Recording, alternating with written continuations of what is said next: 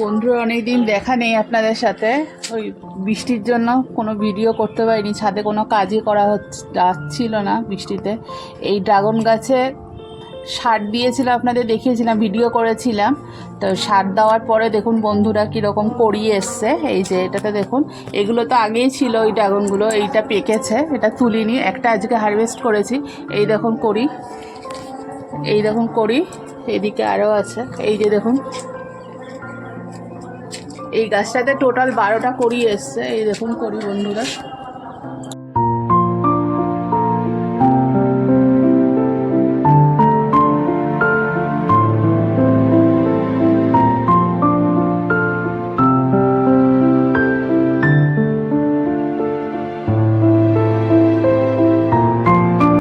একটা ছোট সবাই এসছে। টোটাল 3টে গাছ আমার, আরেকটা গাছে এসছে করি, এটা নতুন গাছ বন্ধুরা।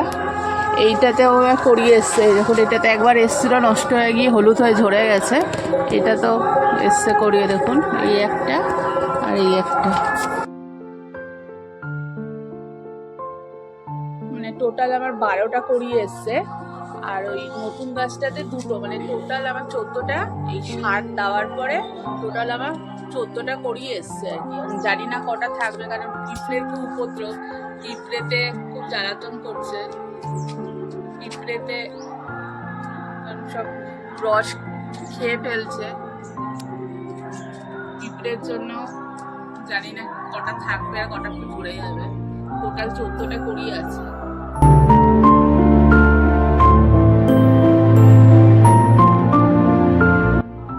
টোটাল 14খানা আছে আর কি করি।